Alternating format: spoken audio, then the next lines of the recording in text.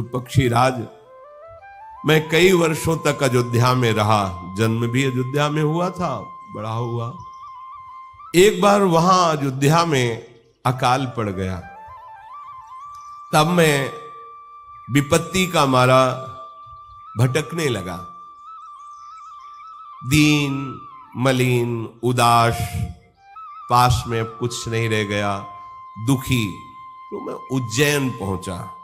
उज्जैन में भगवान शिव का एक ज्योतिर्लिंग, उज्जैन्याम महाकाल, महाकालेश्वर भगवान वहां विराजमान, महाकाल शंकर जी। वहां भगवान शंकर की आराधना की। फिर मुझे ऐसा लगा कि मुझे कुछ लाभ नहीं मिल रहा है परमार्थ का। तब अंदर से वृत्ति आई कि गुरु का वरण करो।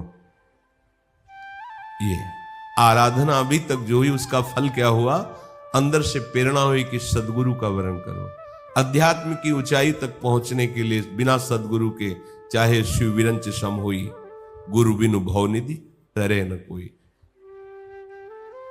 एक वहां ब्राह्मण भगवान के महान भक्त आते जाते रहते भगवान शंकर जी के मंदिर में, उनको देखता कि वो शिव आराधना कर रहे हैं।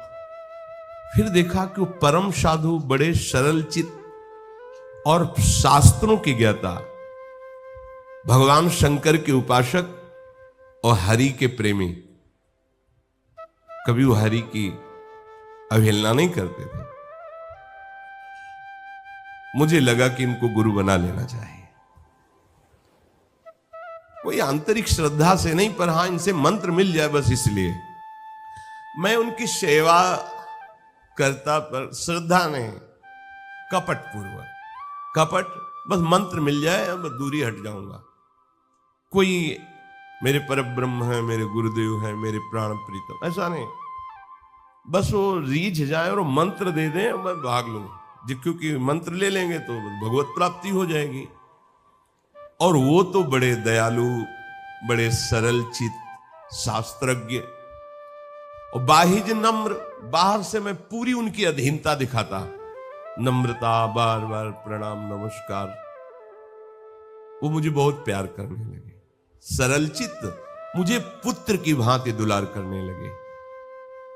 और उन्होंने कृपा करके मुझे भगवान शिव का मंत्र प्रदान किया और बहुत दुलार करके उपदेश किया, परमार्थ में ऐसे चला जाता है, ऐसे चला जाता है। अब मैं भगवान शंकर के मंदिर में जाकर के गुरु प्रदत्त मंत्र जपता, पर गुरु से कपट होने के कारण हृदय में दंभ और अहंकार बढ़ने लगा। मैं खलमल संकुलमति, नीच जाति बस मोह, हरिजन द्विज देखे जरऊं, करऊं विष्णु कर द्रोह। स्वयं अपनी स्मृति से पूर्व की जन्म की बात कह रहे हैं कि गुरुजी ने समझाया हमको कि हरिहर में कोई भेद नहीं है, ये भगवान की लीला कर रहे हैं, एक ही है। दुष्ट बुद्धि का, नीच स्वभाव का, मलिन बुद्धि वाला, जहां किसी वैष्णव को देखता उसकी अवहेलना, अपमान, निंदा करना स्वभाव बन गया था। और भगवान श्री हरि की अगर कोई बड़ाई कर दे तो मेरा हृदय जल जाता था, मैं द्रोह करता। पर भगवान शंकर से बहुत प्यार करता। कागभूषण जी, गुरु जी मेरे आचरण देखकर बहुत दुखी होते, क्लेशित हो जाते, फिर बैठालते मुझे, समझाते, देखो तुम समझ नहीं रहे, तुम अपना अमंगल कर रहे हो। गुरुदेव पास बैठा, सुनो बैठे, ये जो तुम वैष्णव जनों का अपमान करते हो, हरि की निंदा करते हो, देवताओं की निंदा करते हो, ये ठीक है, तुम्हारा पतन हो जाएगा। मुझे भली बात समझाते, उल्टे मुझे क्रोध आता। दंभी को सतमार्ग की सच्चाई अच्छी नहीं लगती, ऐसे ही मेरी स्थिति थी। मुझे कुछ अच्छा नहीं लगता। गुरु नित्य मुझे दुलार तो करते थे, पर एक दिन बहुत प्यार से बुलाया और बैठाल कर कहा, बेटा तू मेरी बात समझ जा। बहुत दुलार करते हुए कहा कि मैं तुम्हें परमार्थ की सूक्ष्मता का वर्णन कर रहा हूं। भगवान शंकर की आराधना का फल है कि भगवान श्री हरि के चरणों में अगाध प्रेम प्राप्त हो जाए। जब भगवान शिव किसी पर प्रसन्न होते हैं तो श्यामा श्याम की भक्ति प्रदान करते हैं। भगवान श्री हरि के जो और भी अवतार हैं, भगवान शिव की कृपा के बिना जा पर कृपा न करहि पुरारी, सो न पाओ मुनि भगति हमारी। शिव सेवा का ये फल प्रकट होता है कि भगवान श्री हरि के चरणों की प्रेम लक्षणा भक्ति हृदय में जागृत होती है। तात अर्थात बेटा, तुम तो मनुष्य शरीर में हो। भगवान ब्रह्मा जी बड़े बड़े लोकपाल जिनकी चरण रज पाने की लालसा करते हैं, तुम उन प्रभु से द्रोह करने की बात सोचते हो। अरे अभागे, भगवान शिव जिनके चरण धोवन गंगा जी को माथे पे धारण किए हुए हैं, तो उन श्री हरि से द्रोह करता। जब गुरुजी ने शिव जी को हरि का सेवक कहा, बस मेरा हृदय जल उठा। जैसे सांप को दूध पिलाए तो जहर ही बन जाता है, ऐसे कपटी और अधम स्वभाव वाले को मूर्ख हृदय न चेत, चाहे गुरु मिले बिरंच सम। वो अत्यंत दयालु थे। मेरे द्रोह करने पर भी न प्रणाम न नमस, रुक जाते। सुनो, ऐसा ठीक नहीं है, आप अपने को संभाल लीजिए, सुधार लीजिए। वो उत्तम ज्ञान की शिक्षा देते, पर मैं नीच। अब वो बात सोच करके ना हो रही कि ऐसे कृपालु गुरुदेव से मैं उनकी अवमानना करता, उनका अपमान करता। मैं बहुत अधम नीच अपने गुरु का अपमान करने लगा, और मैं समझता था कि मैं बहुत बुद्धिमान हूं और भगवान शंकर हम पर बड़ी कृपा कर रहे हैं, क्योंकि मैं केवल उनका पक्ष लेता थी, न गुरु न इष्ट, ओ हरि देवता किसी का, बस भगवान शंकर। दुष्ट हृदय, कपटी, कुटिलता से भरा, पर फिर भी गुरुजी मेरे से प्यार करते।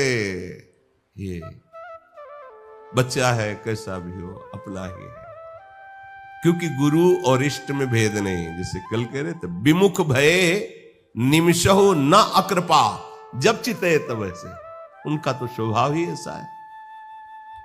जब वो फिर मुझसे उस स्थिति में भी प्यार भरी बात करते, मेरा हृदय जल जाता। एक बार मैं भगवान शंकर के मंदिर में बैठा ही गुरु प्रदत्त मंत्र जप रहा था।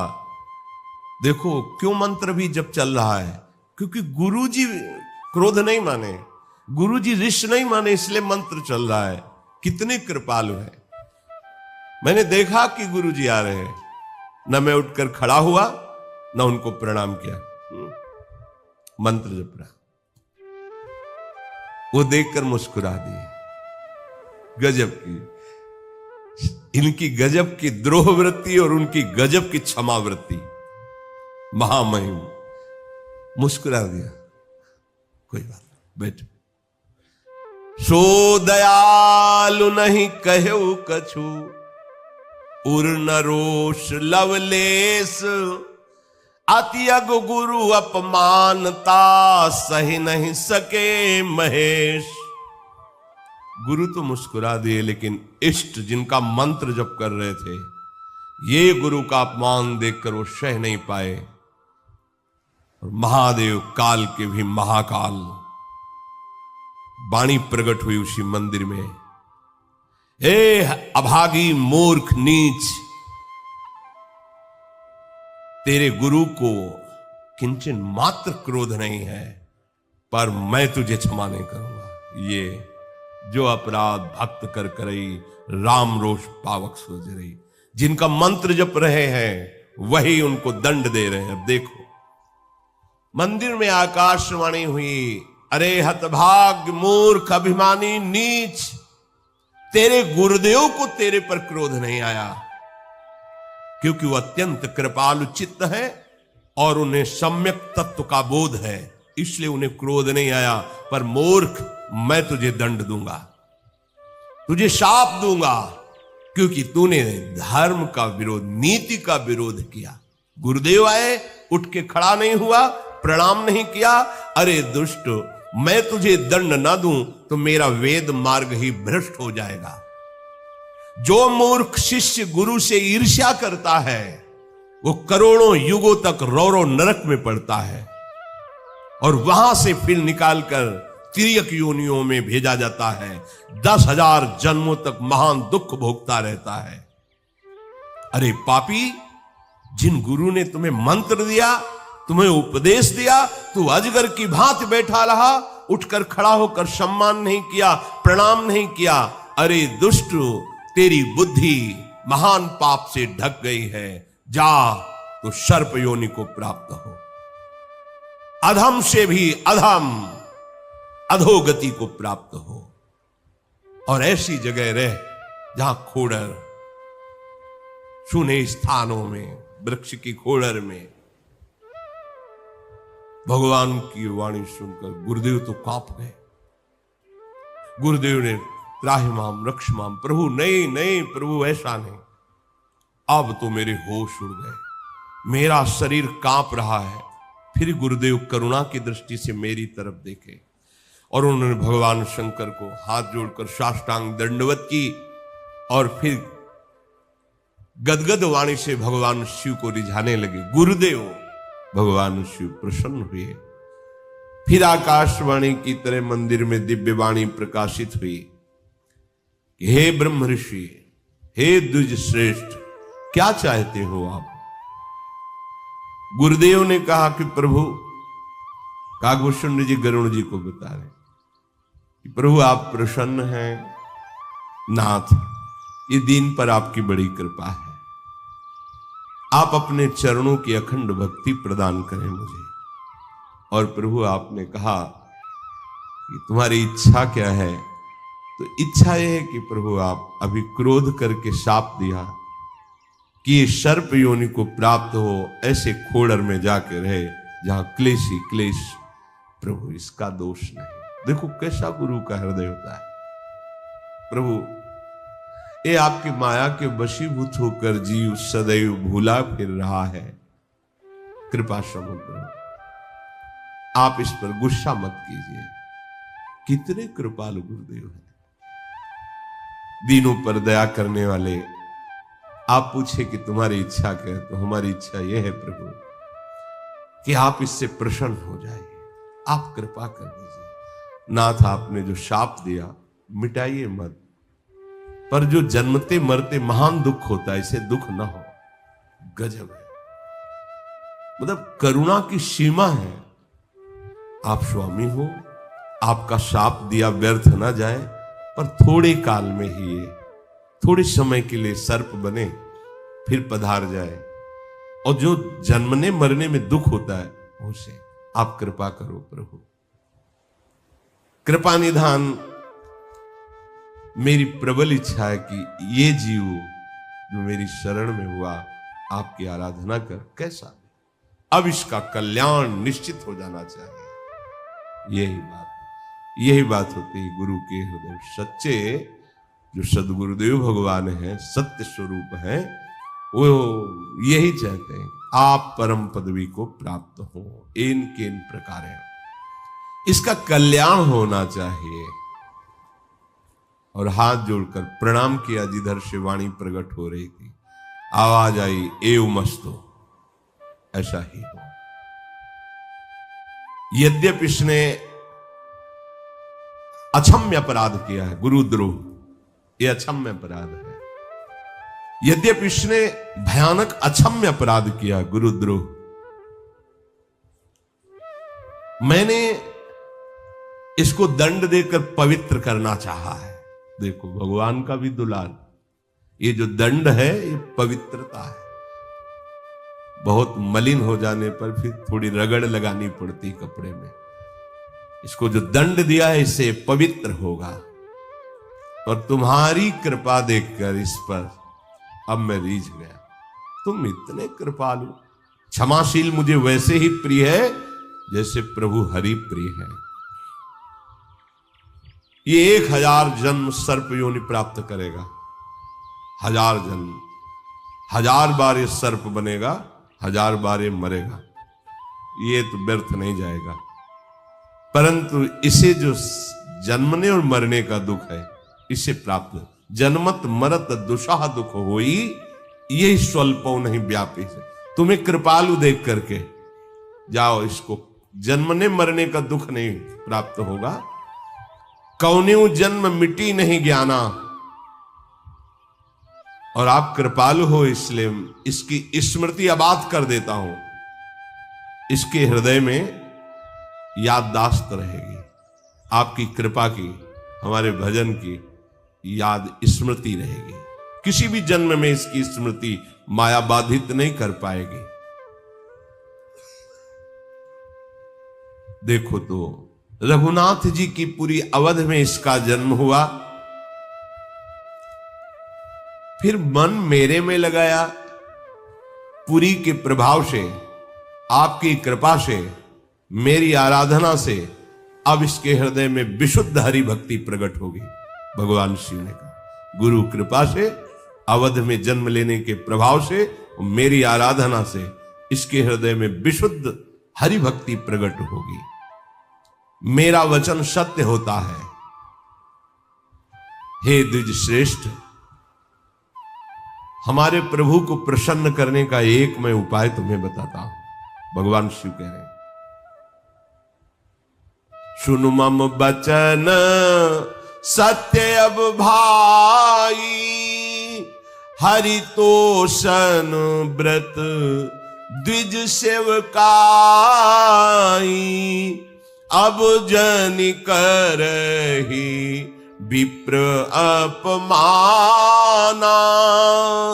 जाने सुसंत अनंत समाना। जो ब्रह्म ऋषियों की सेवा करता है, भक्तों की आराधना करता है, वो हरितोषण व्रत है। सबसे बड़ा व्रत हरितोषण, हरि प्रसन्न हो जाते हैं। क्या व्रत? भगवान के भक्तों की आराधना। जो ब्रह्म ऋषि जन हैं, इनकी अपराध कभी न बनने पावे।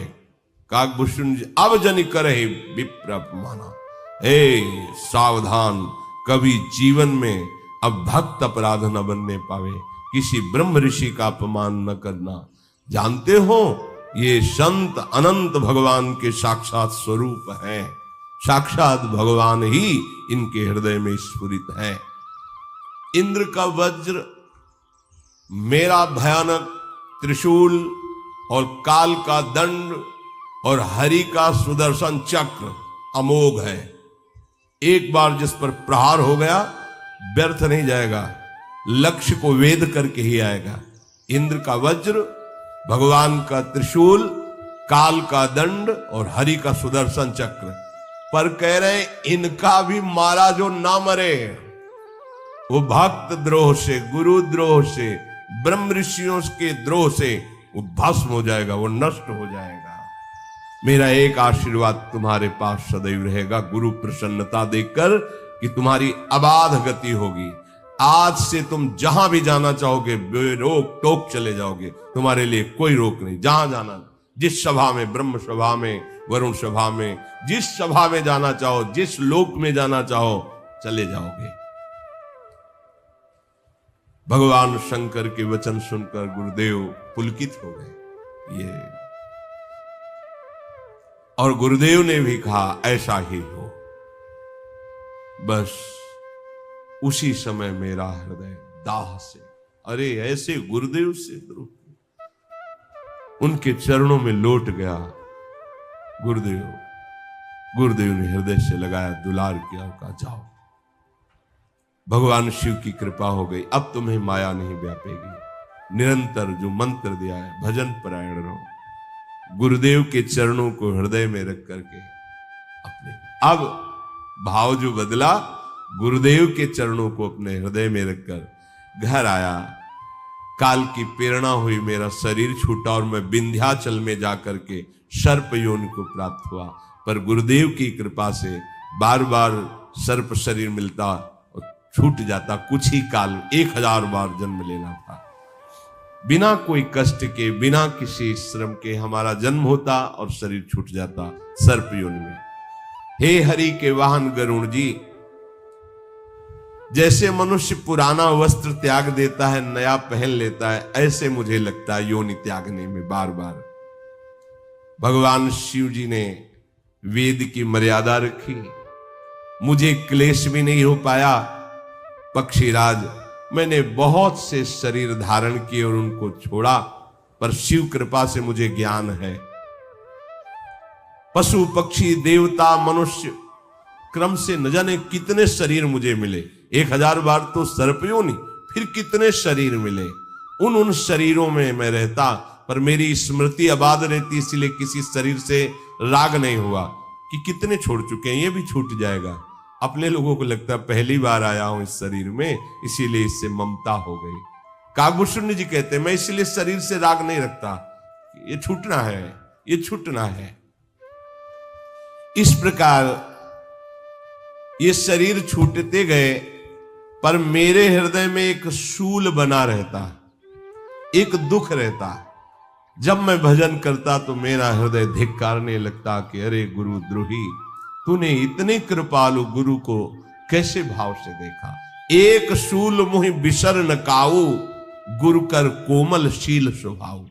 ऐसे करुणा में गुरुदेव, जिनके कारण मुझे अबाध स्मृति प्राप्त हुई, भगवान शिव की कृपा मिली, हरि की भक्ति मिली, और मैं नीच उनका विरोध करता, उनके विपरीत चलता।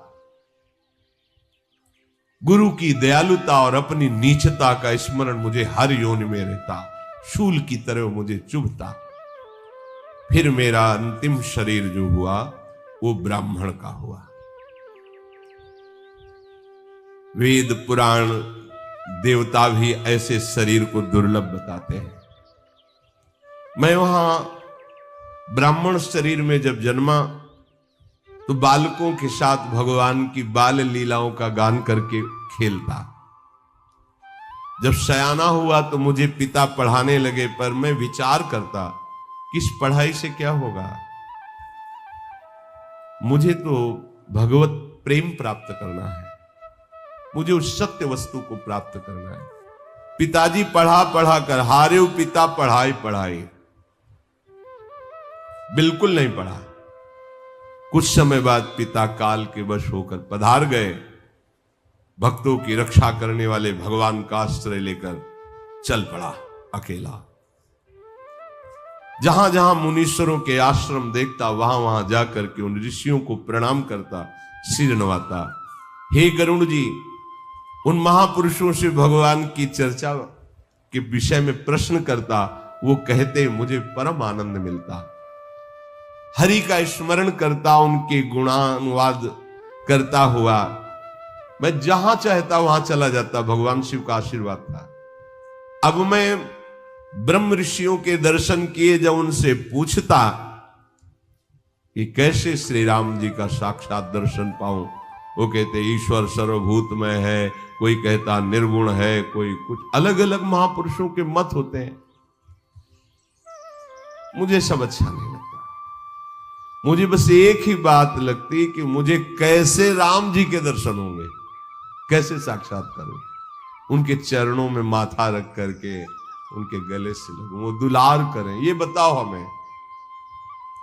सुमेरु पर्वत के शिखर पर सुना कि ब्रह्म ऋषि जन, बहुत बड़े बड़े महापुरुष, सुमेरु पर्वत वही जो 4 लाख योजन स्वर्ण का, वहां गया तो एक विशाल वट वृक्ष के नीचे एक महामुनि को बैठे देखा, जिनका नाम लोमश मुनि था। जाकर साष्टांग प्रणाम किया और दीन वचन विनय सुनाई। हे गरुण जी, मेरी विनम्रता देख करके बड़े कृपालु है और मुझसे पूछने लगे कि तुम किस कार्य से यहां आए हो। यहां आना तो बड़ा कठिन है, तुम यहां तक पहुंच चुके हो, तो बोलो तुम्हारे किस कार्य की सिद्धि करें। तब मैं कहा कृपा निधि तुम सर्वज्ञ सुजान, सगुण ब्रह्म अवराधन, मोहि कहु भगवान। तब मैंने कहा हे कृपा निधि, आप सर्वज्ञ हैं, बड़े सुजान हैं, आप भगवान मुझे सगुण ब्रह्म का साक्षात्कार कैसे हो, ये आप बता दीजिए। कैसे मैं राम जी से मिलूं, कैसे राम जी को देख पाऊं। वो मुनि ब्रह्म स्थिति को प्राप्त महापुरुष थे। वो थोड़ी चर्चा करके फिर जो जहां होता है वहीं पहुंच जाएगा। फिर वो ब्रह्म की प्रतिष्ठा की बात करने लगते, ब्रह्म चर्चा, तत्व अनुभव की बात, जहां वो अजन्मा अद्वैत निर्गुण अंतर्यामी ऐसा सब। फिर मुझे लगता नहीं, मुझे श्री राम जी के दर्शन कैसे होंगे। वो मानव इंद्रियों से परे है, निर्मल है, विनाश रहित है, निर्विकार, सीमा रहित, सुख राशि। वेद ऐसा कहते हैं, तुम वही तत्व हो। जल जल की तरंग की भांति तुम में और प्रभु में कोई भेद नहीं है। फिर मैं हाथ दूं, मुझे राम जी के दर्शन कैसे होंगे। और वो ब्रह्मनिष्ठ महापुरुष मुनीश्वर, मेरी बात समझो, मुझे राम जी के दर्शन कैसे होंगे। मैं विकल हो रहा था। मुनीश्वर फिर जहां वर्णन करते तो फिर वहीं पहुंच जाते। जिसकी जो स्थिति है वहीं वो पहुंच जाएगा। थोड़ी देर बोलते बोलते वो अपने आप वहीं पहुंच जाएगा जहां स्थिति है। मुझे नेत्र भरकर प्रभु को, अब वो फिर शुरू कर दे, फिर मैं टोक देता। जहां वो शुरू करते मैं बार बार प्रभु नहीं, मुझे अब बार बार मैं उनकी बात काट देता तो एकदम वो क्रोधित हो गए। बारंबार शकोप मुनि करे निरूपण ज्ञान, और मैं अपने मन बैठ तब करो विविध अनुमान। कि क्रोध की द्वैत बिनु, क्रोध की द्वैत बुद्धि बिनु, द्वैत की बिनु अज्ञान, माया बस परिचिन्न जड़ जीव की इस समान। मैं बार बार चिंतन करता कि मुनि को क्रोध आ गया। क्रोध तो तब होता है जब द्वैत हो, दूसरा हो। अगर द्वैत है तो अज्ञान भी है। क्या जीव इसके समान हो सकता है? मैं ऐसा सोचता। क्या सबका हित चाहने वाले को कभी दुख हो सकता है? क्या जिसके पास पारसमणि हो दरिद्र हो सकता है? क्या दूसरे से द्रोह करने वाला कभी निर्भय हो सकता है? क्या कामी पुरुष कभी शुभगति प्राप्त कर सकता है, कलंक रहित रह सकता है? क्या भक्तों का बुरा सोचने वाला, चाहने वाला, ब्रह्म ऋषियों का द्रोह करने वाला, क्या उसका वंश कुल परंपरा सुरक्षित रह सकती है? क्या आत्मज्ञान होने पर कोई कर्म और कर्म फल रहता है? क्या दुष्टों के संग से सुंदर बुद्धि बची रहती है? क्या परिस्त्रीगामी दुर्गति को प्राप्त नहीं होता? क्या परमात्मा को जान लेने पर भी जन्म मरण का चक्र बना रहता है? क्या भगवान और भक्ति की निंदा करने वाला कभी सुखी हो सकता है? क्या बिना नीति का रहस्य जानने वाला कोई राजा उत्तम हो सकता है? क्या हरि का चरित्र वर्णन और श्रवण करने से पाप रह सकते हैं? क्या बिना पुण्य के पवित्र यश हो सकता है? क्या बिना पाप के अपयश हो सकता है? जिसकी महिमा वेद संत पुराण गाते हैं, क्या हरि भक्ति के समान कोई लाभ हो सकता है? मैं ऐसा विचार कर रहा था। बड़ी युक्तियां मन में सोच रहा था और महर्षि क्रोध के आवेश में हो गए। एकदम क्रोध आ गया लोमश जी को। कहा, अरे मूढ़, तुझे सर्वोत्तम शिक्षा दे रहा हूं विशुद्ध ज्ञान की, तू एक भी बात नहीं सुन रहा, बार बार उत्तर प्रत्युत्तर करता चला जा रहा है। तुझे मेरे वचन पर विश्वास नहीं? कौवे की भांति बस बात काटता चला जा रहा है। अरे मूर्ख, तुझे हृदय में अपने पक्ष का बड़ा भारी हठ है, बार बार कौवे की तरह मेरी बात काट रहा है। जा, चांडाल पक्षी हो जा, कौवा हो जा। देखो, ये भगवान की भक्ति का प्रभाव। मैंने साष्टांग मुनि को प्रणाम किया और हाथ जोड़कर कहा कि आपका कृपा प्रसाद। नाराज नहीं हुए काकभूषण जी, मनुष्य शरीर में है, साष्टांग दंडवत ऋषि, आपका कृपा प्रसाद। ये सामर्थ्य केवल भगवान के भक्तों में होती है। बस मेरे हृदय में न कोई दीनता है, न कोई भय है, न कोई शोक है। ये भगवान की भक्ति से होता है, ये भगवान के भक्त में होता है। जो ही प्रणाम करके हाथ जोड़कर कहा स्वीकार है, उसी समय मेरा शरीर कौवे का हो गया, क्योंकि महान तप के निधि ऋषि। फिर मैं कौवे के शरीर से बार बार उनको प्रणाम किया, ऋषि को, और अपने प्रभु श्री राम का चिंतन करते हुए आनंद पूर्वक चल पड़ा। कोई शोक नहीं, कोई भय नहीं कि मुनि ने शाप दे दिया। वापस आ जाओ। काकभूषण जी को बुलाया,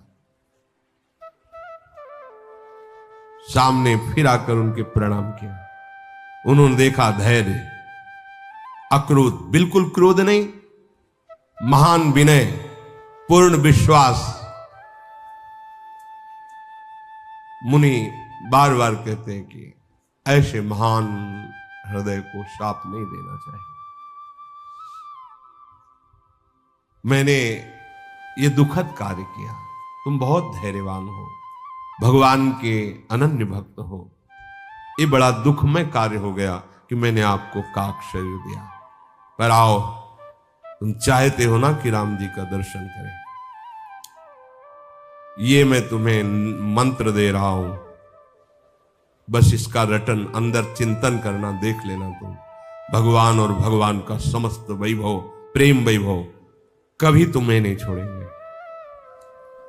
मुनि ने मुझे भगवान के ध्यान करने की पद्धति बताई, भगवान का एकांतिक गूढ़ मंत्र दिया। जो ही मंत्र दिया और ध्यान पद्धति, मेरा ध्यान लग गया, सामने वही राम। देखो लीला, देखो, अपनी निष्ठा में बस रहो तो सब कुछ मिल जाएगा।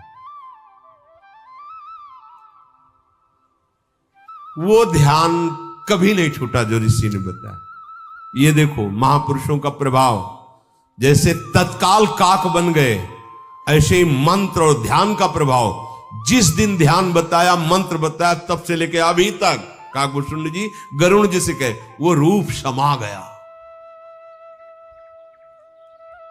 मुनि ने बहुत प्यार करके मुझे काफी समय तक अपने पास रखा। फिर उन्होंने जो मैंने तुम्हें चरित्र सुनाया, रामचरित्र, ये उन्होंने पूरा हमें सुनाया। आदर पूर्वक कथा सुन करके मैं प्रेम में भर गया। जो चाहते थे ना, भगवत प्रेम, भगवत साक्षात्कार राम जी का संपूर्ण ऋषि ने प्रदान किया। और कहा, हे तात, ये जो मैंने तुम्हें भगवान का पावन चरित्र सुनाया है, सीधे भगवान शंकर ने हमें सुनाया था, वो मैं आपको सुनाया हूं। मुझे इस बात की प्रसन्नता है कि भगवान का इतना प्रेमी महाभागवत मुझे मिला। लोमस जी कह रहे, तुम भगवान के निज जन हो गए हो। मैं विस्तार के साथ भगवान के पावन चरित्र को सुना है। तात, कभी भी तुम्हारे हृदय से भगवान की ये प्रेम लक्षणा भक्ति बाधित नहीं होगी माया के द्वारा। मुनीश्वर ने बार बार मेरे सर पर कर कमल स्पर्श करते हुए फिराया, आशीर्वाद दिया। बस उस दिन से मैं निहाल हूं। मेरे हृदय में प्रगाढ़ राम भक्ति है। बहुत सुंदर। सदा राम प्रिय हो तुम, काक जी के ऊपर हाथ फिराते हुए लोमस जी ने कहा। इसीलिए मुनिन का क्रोध हो मुक्तिदातार। उत्तर प्रति उत्तर दे रहे थे तो क्रोध आ गया, शाप दे दिया, जा काक हो जा। और वही विनम्रता, वही दैन्यता, वही भाव निहाल कर दिया। काकभूषण जी कह सकते थे कि भगवान मैंने कौन सा अपराध किया, आपने क्यों ऐसा शाप दे दिया, कुछ तो बोल। कुछ नहीं, बार बार प्रणाम, चल लौट आओ। वही धैर्य, वही विनय, फिर कोई रोष नहीं, निहाल कर दिया। हाथ फिराते हुए क्या है, सदा राम प्रिय हो तुम, ये बहुत बड़ी बात है। ये मिल जाए जीवन कृतार्थ हो जाए। जाओ तुम्हें प्रिया जो बहुत प्यार करे, बस इससे बड़ा कोई सुख नहीं। इससे हमारे आराध्य देव जितने भी भगवान को रिझाने वाले गुण हैं उनके तुम धाम हो जाओ, सारे सद्गुण तुम में प्रकट हो जाए। कभी तुम्हारे हृदय में मान जागृत न हो, कोई भी इच्छा तुम्हारे हृदय में न रह जाए। तुम जो रूप चाहोगे वो रूप धारण कर लोगे, जो रूप। इच्छा मृत्यु का वरदान, जब तुम चाहोगे तभी शरीर छूटेगा। बिना इच्छा के मृत्यु भी स्पर्श नहीं करेगी तुम्हारा। जाओ, तुम्हारे अंदर विशुद्ध ज्ञान, दृढ़ वैराग्य, भगवत प्रेम सब प्रकाशित हो जाए। तो लोमस जी ने भंडार खोल दिया, और जहां तुम वास करोगे 1 योजन तक माया का प्रभाव नहीं जाएगा, प्रवेश नहीं करेगा। 4 कोश, जहां कागभूषुंड जी वास करेंगे 4 कोश आसपास माया फटकेगी नहीं। जेहि आश्रम तुम बसव पुनि, सुमिरत श्री भगवंत, व्यापहि तहन अविद्या, जो जने कुप्रजंत। 1 योजन तक माया प्रवेश नहीं करेगी जिस आश्रम में तुम रहोगे। और सुनो, देखो, भंडार खोल दे। जहां तुम रहोगे माया 1 योजन तक, 4 कोस तक आसपास प्रवेश नहीं करेगी। भगवान सदैव तुम्हें प्यार करें, भगवान को प्रसन्न करने वाले सारे सद्गुण तुम में प्रकट हो जाएं। कभी मान की इच्छा तुम्हारे हृदय में ना जागृत हो। तुम जो चाहो वो रूप धारण कर लो, जब चाहो तब शरीर छोड़ दो। अगर ना चाहो तो मृत्यु तुम्हारा स्पर्श नहीं करेगी। विशुद्ध ज्ञान वैराग्य के तुम भंडार हो। भगवत प्रेम प्रतिक्षण तुम्हारे हृदय में बढ़े। जहां तुम रहो वहां 4 कोस तक माया प्रवेश न करे। और कह रहे, काल कर्म गुण दोष स्वभाव, कछु दुख तुम्हें ही ना व्यापी ही काऊ। आज के बाद कभी काल तुम्हें कष्ट नहीं दे पाएगा, कोई भी कर्म तुम्हें बांध नहीं पाएगा। सतोगुण, रजोगुण, तमोगुण तुम्हारा स्पर्श नहीं करेगा। कोई भी दोष, कोई भी स्वभाव ऐसा तुम्हारे हृदय में उत्पन्न ही नहीं होगा कि तुमको दुख हो। जितने भी भगवान के चरित्र हैं, जब जो तुम जानना चाहोगे तुम्हारे हृदय में प्रकाशित हो जाएंगे। जैसे श्री अग्रदेवाचार्य जी ने पूज्य श्री नाभाजी को आशीर्वाद दिया, जाओ जिस भक्त का चरित्र चाहोगे वो स्वयं आकर के हृदय में प्रकाशित हो जाएगा, स्वयं भक्त अपनी महिमा बता जाएगा। ऐसे ही लोमस जी आशीर्वाद, भगवान के जिस चरित्र को जानना चाहोगे वो स्वयं तुम्हारे हृदय में प्रकाशित हो जाएगा। तुम्हें कोई परिश्रम नहीं करना पड़ेगा। कोई भी शास्त्र, इतिहास, पुराण तुम्हारे सामने गुप्त नहीं रहेगा। बिना पढ़े जो चाहोगे वो सब सामने आ जाएगा। क्या झड़ी लगा दी आनंद। और बहुत महिमा की बात, बिनु श्रम तुम जानव सब सो, नित नव नेह राम पद हो। रोज भगवान के चरणों में नया नया प्रेम बढ़ता जाएगा। हे धीर बुद्धि गरुण जी, उसी समय आकाशवाणी हुई, हे मुनिवर, जो जितने तुमने आशीर्वाद दिए एवमस्तु ऐसा ही हो, क्योंकि ये मेरा भगत है मन, वचन और कर्म से। क्या मिला?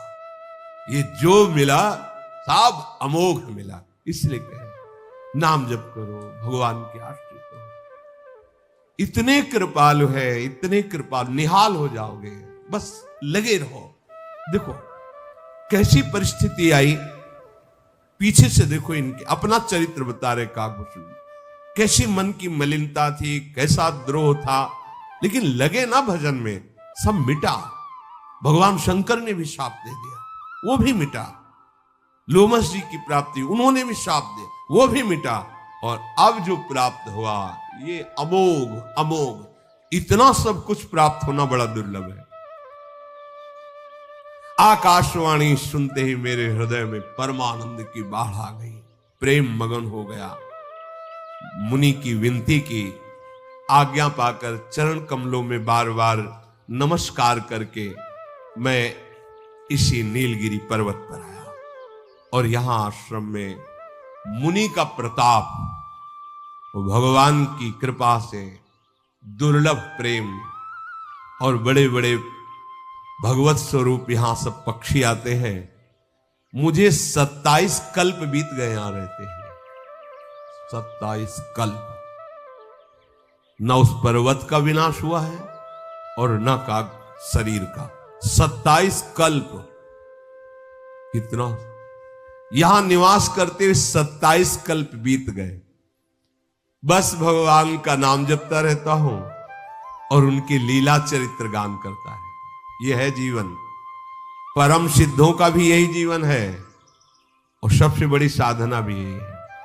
निरंतर नाम जप करते रहो, भगवान की चर्चा सुनो, भगवान का यश गाओ। और जब जब जिस कल्प में भगवान का अवतार होता है, यहीं से जाता हूं, अवधपुरी में भगवान के दर्शन करता हूं, फिर यहीं आ जाता हूं। प्रभु की कृपा से उनकी लीला सुख में निरंतर डूबा रहता हूं। तो आपने पूछा था कौवे की देह क्यों पाई और क्यों नहीं छोड़ा, तो ये देह मुझे ऐसे मिली और इसलिए नहीं छोड़ता कि इस कौवे की देह में ही मुझे सब कुछ प्राप्त हुआ। अगाध भक्ति, माया रहित भगवत सद्गुण। इसलिए जिस शरीर से भगवत प्रेम मिला उस शरीर में मुझे आस्था है, इसलिए मैं इस कौवे के शरीर को नहीं त्यागता। भगवान की भक्ति सबसे बड़ी महामहिमामयी है। ताते यह तन मोहि प्रिय भयउ राम पद नेह, निज प्रभु दर्शन पायऊं गए सकल संदेह। इस काक शरीर से मुझे भगवत साक्षात्कार हुआ, इस काक शरीर से मुझे भगवत प्रेम प्राप्त हुआ, इसलिए मैं इस शरीर को नहीं छोड़ता। अब कोई संदेह नहीं, निरंतर भगवत प्रेम में मगन रहता हूं। अपने लोग भी ऐसा प्रपंच की बातों को दूर करके हम जैसे भी हैं हमारा निस्तार हो जाएगा। लेकिन वो ऐसा है, इसे बंद करो, यही तुम्हारे परमार्थ की सबसे बड़ी बाधा है। हम कामी हैं, हम नीच हैं, अधम हैं, तो हमारे अंदर एक दैन्यता है कि कहां मैं तुच्छ अधम नीच हूं। भगवान आप पतित पावन हो, हमारा आपका तो संबंध है ही। अगर मैं पतित हूं तो आप पतित पावन हो, मैं अधम हूं तो आप अधर्म उदाहरण हो, मैं दीन हूं तो आप दीन बंधु हो। नाथ तो हिमो ही नाते अनेक मानिए जो भाई। हमारा आपका तो संबंध है ही, हमारा काम बन जाएगा, भगवत प्राप्ति हो जाएगी। लेकिन यदि आप दूसरे पे अंगुली उठाएंगे तो आपका रजिस्टर जांच लिया जाएगा, फिर फेल हो जाएंगे। इसलिए प्रार्थना है, पर दोष दर्शन, पर चर्चा, पर निंदा, बिल्कुल इससे बचिए, सावधान हो जाइए। जैसे भी हो भगवत आश्रित होकर नाम जप कीजिए, लीला सुनिए, लीला गाइए, यही भगवान की प्राप्ति करा देगी। शेष चर्चा आगे। श्री राधा वल्लभ लाल।